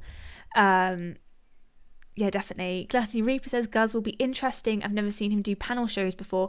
No, I don't think I've seen him on a panel show. But yeah, I haven't seen him. Alex says, I like how we were saying last week we wanted a more diverse lineup, and then we got this absolute beauty of one. Yes, very good lineup. And like, as we said, like, it literally, like, everybody is so excited about this lineup, so it literally does not matter. Like, yeah, it's such a good lineup. Mr. Up says, I've watched Guz's Would I Lie to You appearance today. I'd recommend it. Oh, yes, okay. I will look out for that, because I definitely want to see how, if I can, see how they perform on like panel shows and stuff. Alice says, I think Victoria seems to have a similar sense of humour to Alex, which might bode well for annoying Greg. Yeah, maybe. Yeah, definitely. Like, oh my god, she's like, and people have pointed out, she is insanely smart. Like, with things like the water bucket one, like, she would be straight in with that. I think she'd know exactly what to do. Creativity, I'm not sure how creative she is, so that might be her downfall. But yeah, she is just insanely smart. I reckon she might be a bit like Richard Osman as well, in the way that she would kind of probably reword the tasks a bit, like what Richard did. So I feel like she might do that as well. And maybe she'll figure out kind of like the tricks and stuff. But yeah, I feel like she could get flustered as well, maybe. Yeah. Oh, Alex Stewart says Gus was actually on Would I Lie to You with Greg, so make of that what you will. And Caroline says he was amazing in Would I Lie to You and Hypothetical. He'll be a delight in Taskmaster. Okay, so there's quite a lot of things I can watch with him in, so that's good. And I really want to give his sitcom a go as well. Oh, thank you so much, Joe Green. That's so lovely. Thanks so much for these live streams. Something that made this series one of the best for me was watching your streams as well as the episode every week. That is so lovely. Thank you so much. You're so lovely. Thank you. I've actually, you guys in the live stream have made this series even better for me as well. So yeah, thank you for that. That's so lovely. Mr. Apple says, I never know what people are going to be like for the creative tasks. Yeah, for most people, it is quite hard to tell. Obviously, Joe Lycett, he does a lot of arty stuff, and obviously Noel Fielding, he's trained in art, so I kind of knew those two would be good at the arty stuff. But yeah, it is hard to tell with a lot of other people.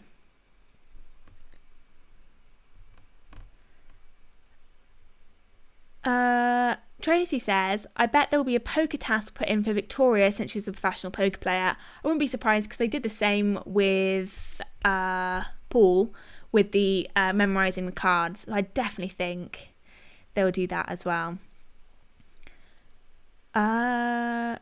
Northern Stick says, I think Desiree Birch has been on QI as well. Ooh, interesting. Yes, I will definitely check that out as well. Yeah, definitely.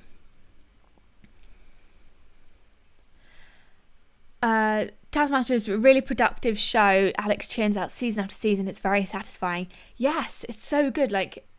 We literally get 2 series a year.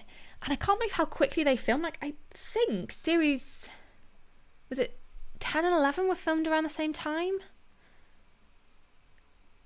If I'm right in saying that. Yeah, so that's crazy.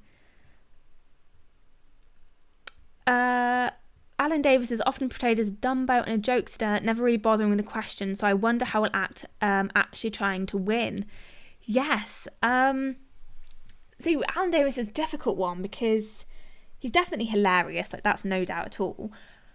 But how good is he going to be at the tasks? This whole thing on QI is him being kind of the dumb one who always loses and is always kind of at the butt of the joke and everything. But, yeah, I don't know. Apparently, on the podcast, I said that at one point, Alan Davies was I don't think this is for me, in the middle of the task. Apparently, he got into it. I can imagine Alan Davies either doing really, really well, really, really badly. No in between for that. Gluttony Reaper says, the thing I like about creative tasks, though, is that even non-artists have a chance. Yes, definitely, because it isn't just just based on how good the art is. It's because obviously if it was just paint a picture, then obviously the people who are really good at art are going to do well, but there's always a trick to it. So yeah, definitely. Noah says, Morgana is friends with a lot of comedians that have appeared on Taskmaster. She's friends with Katie Wicks, Lolly Adefope, and I believe Sian Gibson. Ooh, interesting. Okay. Yeah, I'll definitely check people out. I've heard, she does impressions and stuff, doesn't she? So I think she could be really good. Because she was in Inside Number 9. She was really good in that. So yeah, I can't wait. Project J109 says, also if Victoria gets a poker reference, Alan better get a blue whale. Yes, that was one of my first thoughts when I saw that Alan Davies was on. It would be such a missed opportunity if they didn't. Oh god, yeah, it'd be so good. I really hope they do. It's one of my favourite running jokes on QI. It's so good.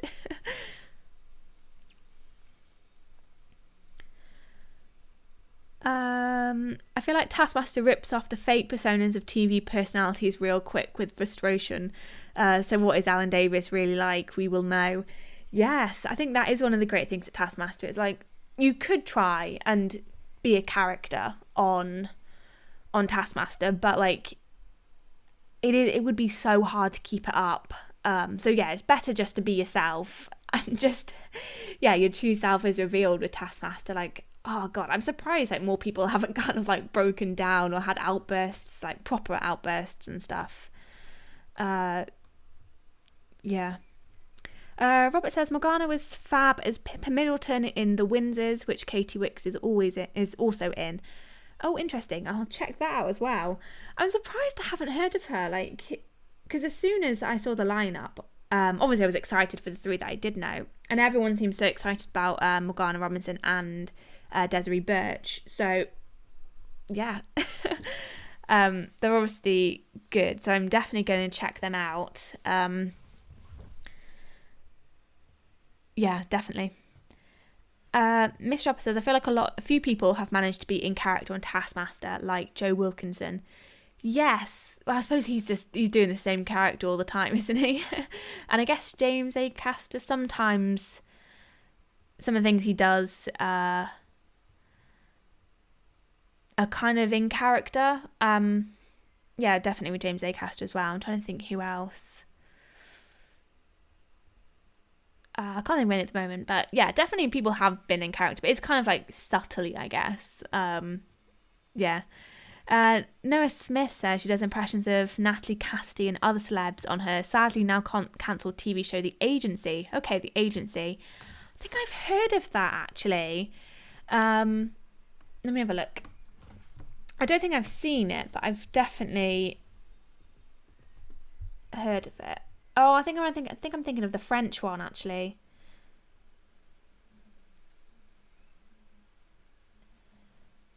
Oh, it's got a good cast. The Agency. I'll definitely have a look at that then. Yeah, because she's been in so much. I was just so surprised that I haven't. Haven't seen her in much things because she has been in loads. It's ridiculous. Paul Child remains a mystery to me. Can't tell if it's a character or not. Yeah. Yeah, it is really hard to tell with him, really, isn't it? Alex says we could very clearly see when the mask slipped for May Castello. Yes. That still stands up to be one of my favourite moments of Series 7. Absolutely brilliant. Probably the favourite moment of the whole thing as well. Mr. Apple says, I think it's interesting what Sarah said about her seriousness being an aspect of her real personality that she leans into for comedy. Yes. Yeah, definitely. I agree. I think Sarah was absolutely amazing to watch. I thought she was hilarious. I don't see how anybody can't like her, to be honest. She's absolutely great. Morgana appeared in the same episode of 8 out of 10 Casters Countdown with James A. Acaster and Victoria and Corin Mitchell. Oh, so I might have seen her in something then, because I do watch a lot of 8 out of 10 Casters Countdown. Oh, I have to check if I've seen that one then. Ben says you're going to do more Taskmaster quiz videos. At some point, yes. I've got quite a few video ideas at the moment, so it might be a while for quiz ones. Because obviously I've seen a couple who mention the Ghosts American remake, and I'm definitely making a video on that. I've got it all planned out. I've just got to film it, which I haven't had a chance to for a while. So yeah. Robert says, I think James A. Caster and Joe Thomas both seem like their characters, but I think it's the genuine them. It is so hard to tell, isn't it? So difficult to tell with a lot of comedians whether that's actually them or whether that's a character. Noah Smith says, do you think Morgana will be the creative one and Victoria is the smart one? I mean, Victoria's definitely going to be the smart one. She definitely is the smartest. I think she hosts the toughest quiz show. Like, I've tried watching Only Connect and it is so difficult. It's like, I don't know how people do it. It's such a difficult show. I don't know who'd be the creative one. Maybe Morgana. Obviously, again, like I said, I don't know her too well, but she seems, with kind of the idea that she does kind of lots of different characters and impressions and stuff, I think possibly could definitely lean her more to the creative side. Again, I don't really know Desiree Burch, but I believe she's mainly stand-up. Yeah. Just trying to think. Gus, I don't know about him. I can't tell I don't know if he'd be creative or not. I don't know. It's hard to tell. I'll have to watch them all a bit more to kind of get an impression of what they're going to be like. One thing I wanted to say about Desiree is that a lot of people are worried that she'll be aggressive and confrontational because she's like that in her stand-up. But when she's on stuff, she's really nice. Check out Ed Brian. I never know how to say his name. Ed Burns' YouTube walking series with her. Okay, cool. That's another thing to check out. I like to think I know a lot of comedians, but then there's so many that I just have never heard of, and they've been in so many different things. So I'll definitely check out that. I know a lot of people are worried that she's American, but there are, like, I know our comedy is often quite different from American comedy, but I think there have been some really great American comedians on like panel shows and stuff. I mean, I know Catherine was Canadian, but she was really funny. University Challenge is much harder than Only Connect. Oh yeah, definitely. I don't really count that as a quiz show because it's always like it's like university students, where Only Connect you can have whoever really go on it, I believe.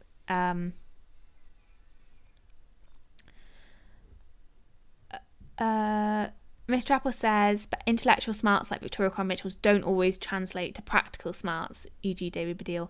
Yes, obviously that is a point, yeah. Like, because while she's smart, I can imagine her kind of figuring out alternatives, but Taskmaster just throws completely random stuff at you that, you know, it's just...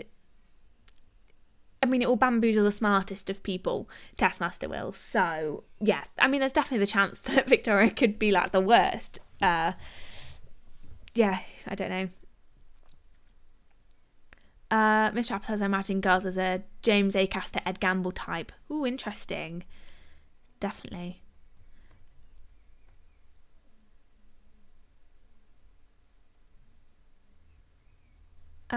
If you're mean and aggressive, you won't get far in Taskmaster, especially with the audience. Ian Sterling learnt that. Yes, I mean, I guess it depends kind of how it works, because you could...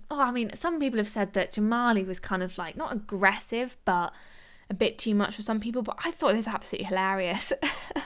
A lot more hilarious than Ian Sterling, in my opinion. But it is hard to say. Like, some people, the aggressiveness works, some people it doesn't. I guess it is just, like, dependent on the other people you're with as well. Yeah, it's hard to say, really. Does anyone know whether or not the careers of lesser-known Taskmaster contestants have improved afterwards? Oh, I mean, I'd say definitely in the earlier seasons, they would... I mean, obviously they had some very famous people quite early on, but I would say Romesh's career has definitely grown a lot.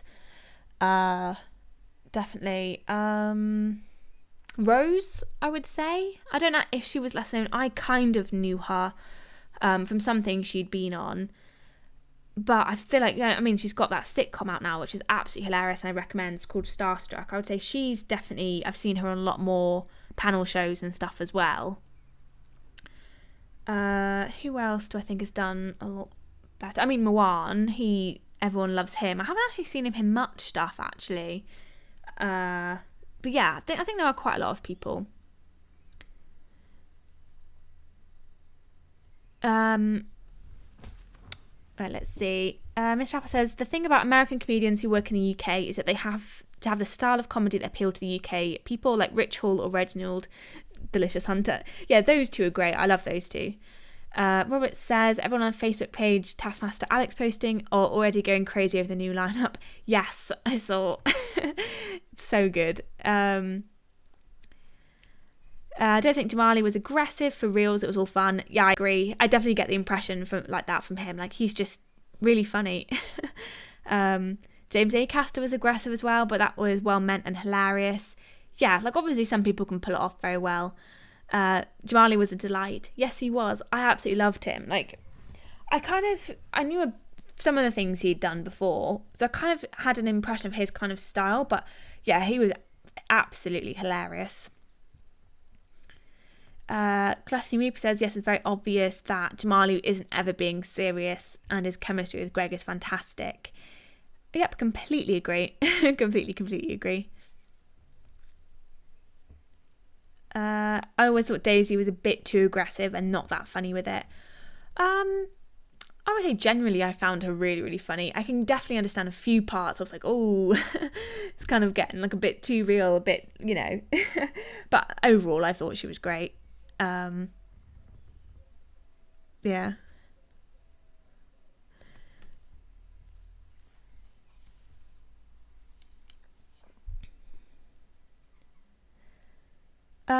Ben Murphy says, I feel like they get a lot of the contestants they get who are unknown, they are already well up on their ways. I don't think it's because of Taskmaster they blossomed. No, I agree with that. I think Taskmaster is just it's kind of easy to gain a solid audience from Taskmaster because so many people get so involved with it. It's one of those shows, obviously you're watching the same people for 10 episodes, so it's a lot easier to get a better idea of what they're like, and you know, people you might not like at the start kind of grow on you, where if you've only got kind of one episode of them, then you might not like them as much. So I think Taskmaster is very good in that sense of kind of gaining a solid audience. Like, I mean, look at Mike. Like, not many people knew him that much before. Like, I guess only really fans of Man Down or his radio stuff. But like everyone loves him now. Like, he has got such a big fan following, which, while yeah, it's not Taskmaster's influence that has really blossomed it, it's just the way it is that people just get to know a contestant for a lot longer than they would if they've just appeared on one episode of Catster's Countdown or Would I Lie to You and stuff like that. Robert says, if you follow Taskmaster Alex posting, which I do, you might have seen my Lego designs of the Series 11 lineup. I did see them, yes. Yeah, they were really good. I didn't realise that was you. Yeah, I have seen them. They're very good. Is Victoria going on Taskmaster something to do with David's new show? Not sure, but I think there is something to it. Maybe. Maybe they wanted to, yeah, maybe they wanted to both do something kind of similar. Who knows? Will they upload Series 9 in between the new series? I have no idea. Hopefully, because there's loads of people who haven't seen Series 9, which is such a shame because it is a really, really good, really good series. Mr. Apple says, hashtag new Mike for Taskmaster. Same. I absolutely love Man Down. So good.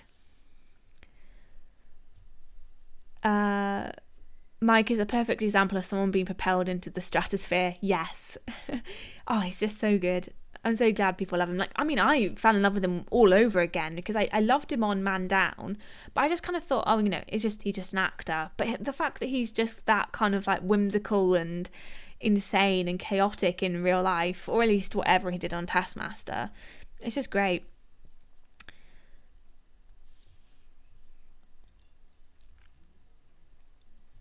As a non-Brit, I never heard of any of the contestants besides Alice and Lee, and now I love them all. That's cool. Must be interesting to watch it not knowing the comedians, because I think most times I have known kind of like at least two, I would say. I can't think of any series where I knew less than two people. But yeah, like Taskmaster works with like anybody, which is just like the magic of it. Lee has probably motivated Victoria over secret Zoom calls they concealed from David in order to provide Would I Lie to You material. Quite possibly, yes. Mr. Apple says, Mike as a person is honestly crazier than Brian was. Yeah, I didn't think that was possible. But yeah, he definitely is. Where does this series rank among the others for you? It is difficult, but I would say at least second. It it's hard for series 7 because I do love that one so much. I would say at least second. It's definitely in the top 3. I would definitely say that. Yeah, I can't, because series 7 I just love so much. But I love all of the contestants so much for series 11 that it quite possibly could go up to number 1. I think because I've only watched it, I've watched each episode 2 times, but I haven't watched it all the way through yet. So it might change, but it's definitely in the top 3, 100%. What was your favourite series 11 task? Mine was the camera one. The camera one was brilliant. Loved that one. I loved the finding out what's in the battered items. That one was really, really good. Salt and sugar, that was such a good, like the task itself, quite simple, but just the reveal was just absolutely hilarious. I love Slap and Tong as a studio task. Oh, there's so many that I love. Yeah, I can't pick a favourite.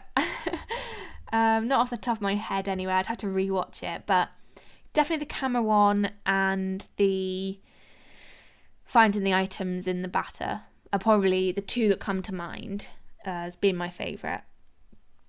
Definitely. But I did also like the getting onto the circle in this episode. So yeah, it's hard to say.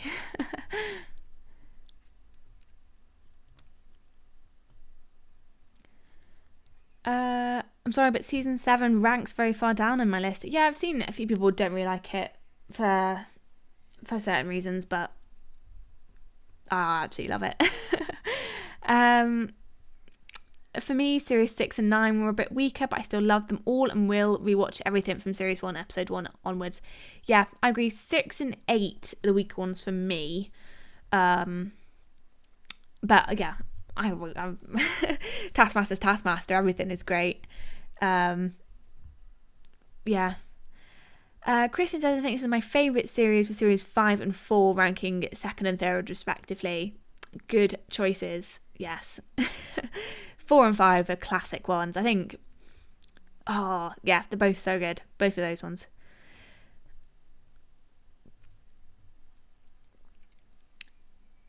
Miss Chapel says, a good counter to people saying the tasks are getting too complicated.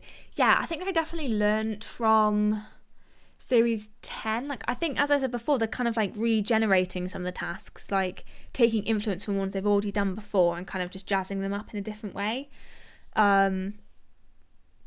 And yeah, it doesn't seem like they're running out of ideas, which is great. Obviously, series 10, the tasks were a bit complicated, which was the main gripe people had with it, which I definitely agree. Yeah.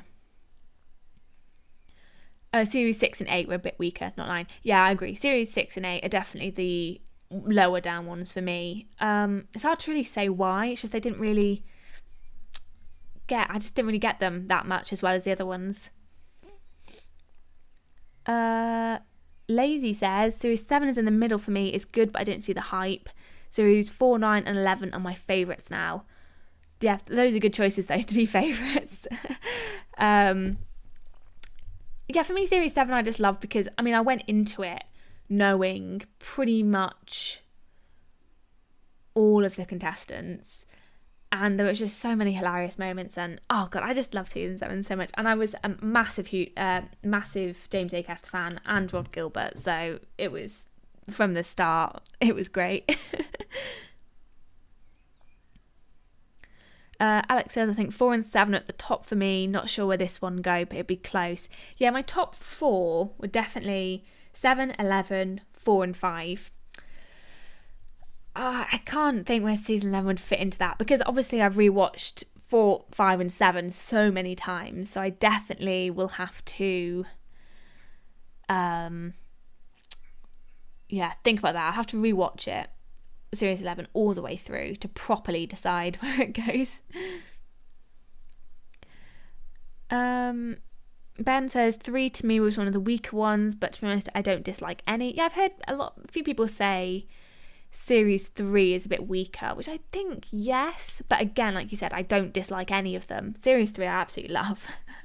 Like the one task with Rob Beckett dressed as his gran spraying water on Alex is just, oh god, so funny.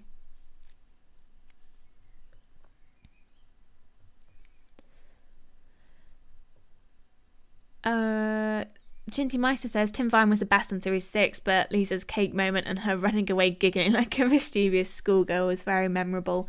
Yes, it was very memorable. 8 and 11 are actually really similar to me. Not the most crazy, but I just loved everybody. Fair enough. I knew everyone apart from Jess for Series 7, and I ended up finding them all fantastic. Yeah, I think I knew everybody apart from Kerry, but I realised afterwards I'd actually seen Kerry in quite a lot of things. But yeah, they're all great. Who do you think Alex fears more, Rod Gilbert or Lisa Tarbuck? Oh, I mean, I would fear Rod more, personally. Like, how many times did he torture him and almost kill him? Yeah, definitely. 7, 4 and 5 I think are the best. I think cast chemistry is one of the most important things. 8 had some amazing tasks but felt weak due to the cast for me. I completely agree with that. Definitely. Cast chemistry is definitely vital to the series. Which is why Series 11 is so high up for me as well, because I just think they all work so well together. Jared says, for real, there's no objectively bad season. Yep, I agree. I mean, the reason I love Taskmaster is because it's just amazing. So, yeah, I've loved every series and every episode. But it's bound to have weaker ones, obviously. But obviously, it's obviously all subjective. Because, yeah, everybody has different opinions and everybody has different things that they like.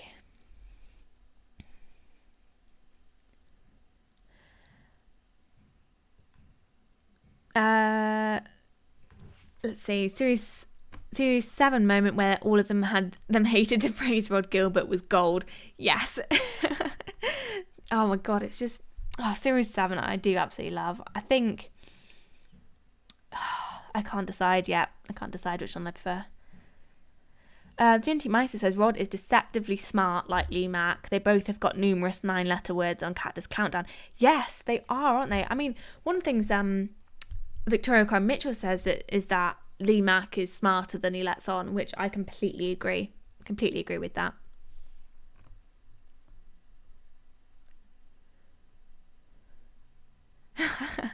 Robert Brooks says there is an objectively bad series. The US series 1. Yes. Yes, definitely. God, nope. I can't wait for the second series of the New Zealand one to come out, though. I'm not sure when it is, but I absolutely love the New Zealand one. So good. Fredo says tasks alone make the show legendary. Even with a turbo cast, it's still watchable. Yeah, definitely. Fredo says, who do you think will win Champion of the Champions 2? For me, it's between Ed or Kerry, I would say. Ooh, it is hard to choose. I don't think Richard, and Lisa's difficult because she could do really, really, really well, or she could just not do well at all. But for me, probably between Kerry and Ed.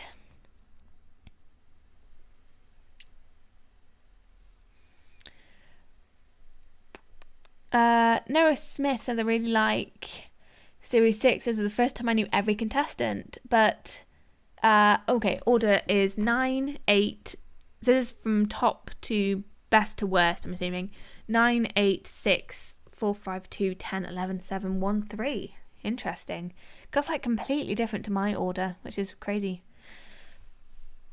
Northern... Oh, been deleted. Yeah, it is hard to say who's going to win Champion of the Champions, which I believe is coming out Christmassy time. So, yeah, we're going to have a treat. Like, September, we'll have Series 12. And then Christmas time, we'll have Champion of the Champions. Which will be really, really good. Tracy says if Ed doesn't win, he'll be gutted. Yeah. Yep, he definitely will be. I can imagine him. I'm guessing he'll host the Champion of the Champions podcast, unless it might be better if they get somebody else in to talk about it, but I don't know. Lazy says, I have a feeling Lisa might be like Bob was in Champion of the Champions 1. Entertaining but not competitive. Yes, I think that is how I see Lisa. Definitely, because sometimes it just seems like she just didn't really care about winning, and other times she did. It was really hard to tell with her. But yeah, I don't know. It's hard to tell. Alex says, I don't think there's been a series where I've known who everybody was, but there also hasn't been a series where I've not liked everybody by the end. Yeah, yeah, no, I agree. I'm trying to think. The closest I get is 4 out of 5. Obviously, series 11, I knew everybody apart from Sarah. 10, didn't know Moana or Richard very well. Oh no, series 9 I knew everybody. Yeah, series 9 I knew everybody. Yeah, definitely.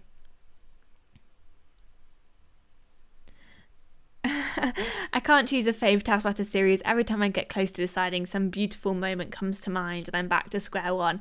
That's exactly how I feel. Like when I do my ranking videos, I always have to basically say like my opinion could change, like that I have to kind of go with instinct with a lot of the time, which sometimes works, sometimes doesn't. Like my opinion has changed so much on my first, like the contestant ranking video. So much of that I don't stand by anymore because I've rewatched it all and I just love different people every time I watch it, which is why I think Taskmaster is just so good, because yeah, I just genuinely love everybody. I really like that they keep the series coming. We don't have to wait too long for each. I also feel like with this show it doesn't make it boring, which it could have. Yes, yeah, it is impressive how they are managing to do it so quickly. And I think, you know, having about like 6 months-ish between each episode is, well, probably not even that. How many months? About 5 months in between kind of like each series is, yeah, really good. The New Zealand Taskmaster proved you don't have to know anyone at all to enjoy people do silly tasks. Yeah, definitely. I mean, yeah, I didn't know anybody, like not even like the host or the assistant. Like, yeah, and New Zealand Taskmaster is absolutely brilliant. Like, I cannot recommend it enough. Like, yeah, it's just so good. I'll probably be ending the stream about 5 minutes, just to let you know, because I've been on here for almost 2 hours. But yeah. Yeah, New Zealand Taskmaster is really, really good. And I'm going to be getting around to watching all the other international versions. I've got, yeah, all of them apart from, I haven't watched any of them apart from New Zealand or American, because it's hard to find subtitled ones, but I think I found some. So I might start with Finland first, or I don't know, it's hard to say. There's so many of them. But I think the international ones will be interesting to look at, because I think they all have different kind of quirks in them, like they've changed them up in different ways, which would be definitely interesting to see. Tommy says a presence for Greg's task should appear each series. I did love that task so much, but I think Alex didn't want contestants to expect a task, so they might bring it back. Yeah,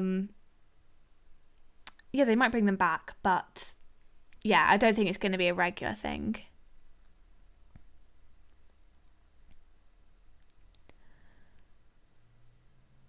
Tracy says, I think New Zealand Taskmaster had the right balance of sticking to the original format but tweaking it slightly to match New Zealand comedy. Yes, definitely.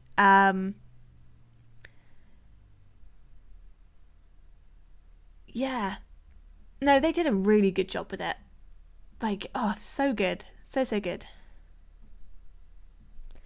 Yeah, because I know some of them took out the prize task. One had like, so they'd have 4 people on the same, like all the same time, and then they'd swap one person. So one person would be like kind of a guest each episode, which I think is interesting. Like for me, that doesn't sound like it would work, but people have said it's really good. But yeah. Alex says, twist, they have to buy a present for Alex. Yeah, that would be interesting. Yeah, I'm just trying to think how they would do it. Like, they could do kind of variations of buying a present for a Taskmaster. I'm just trying to think what kind of things they did a similar one in New Zealand, which was like the worst thing for the Taskmaster to see or something like that, which is good. Yeah. Lacey says, I wonder what theme series 12 will have. Ooh, it's interesting. Well, I thought Roman because if Alex was dressed as Roman, but I don't think it is that. We haven't had a proper trailer for it yet. We've just had kind of like the announcement thing. Yeah, I have no idea. I thought we might be getting kind of like a Renaissance one because that's how they did the trailer for Series 11 or Taskmaster coming to Channel 4, but they didn't do that with Series 11, so I don't really know. Yeah.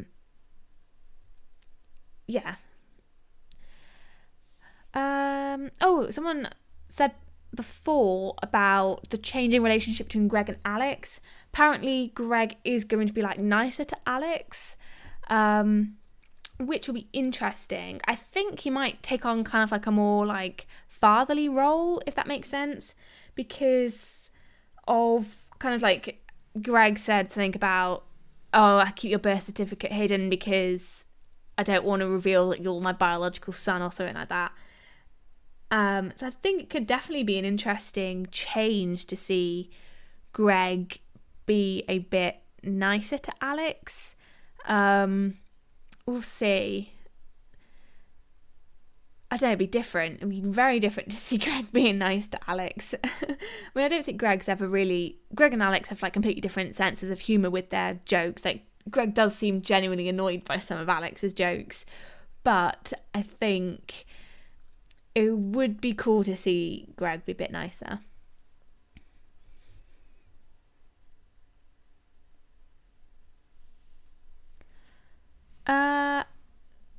Any idea what the mansion theme could be for Series 12?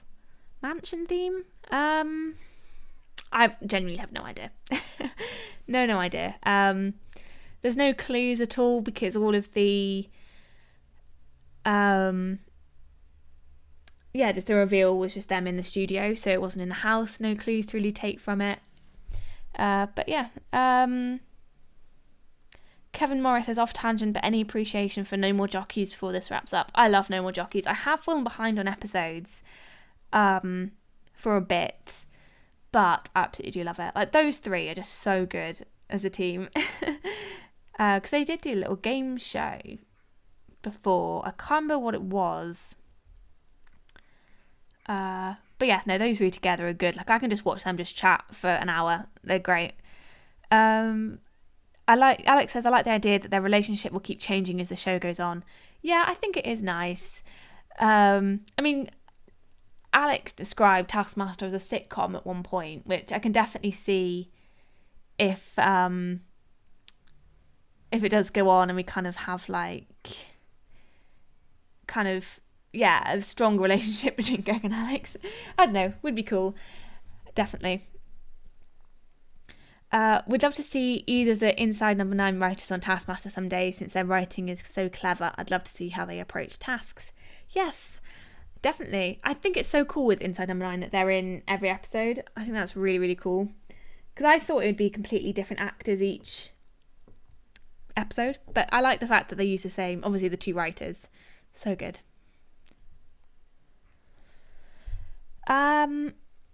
I think the movie's theme was suited for the full series rather than the New Year special. Yes, it was such a good theme. Oh, I liked I like that theme. Tommy says Alex getting Greg with the diluting juice. That was so funny. Like, that, oh, honestly, that's one of the best moments. That's so, so good. Absolutely great. Right. Okay. Gonna end the stream there. Thank you so much for an amazing 10 weeks. It has been absolutely wonderful to come on here and chat with you guys every week. And yeah, I will definitely, I mean, I want to do it for Series 12 and Champion of the Champions. So hopefully it all works out. I can't see any, I can't see it not working out. So yeah, thank you so much for joining me for 10 weeks. And I'll see you in Series 12 airs, or Champion of the Champions, whichever one comes first. But I think it will be Series 12. And yeah, thank you so much. And yeah, again, as I said, it's been absolutely wonderful to talk to you guys. It's made watching Taskmaster more fun. Just made it more fun. So thank you so much, and bye-bye.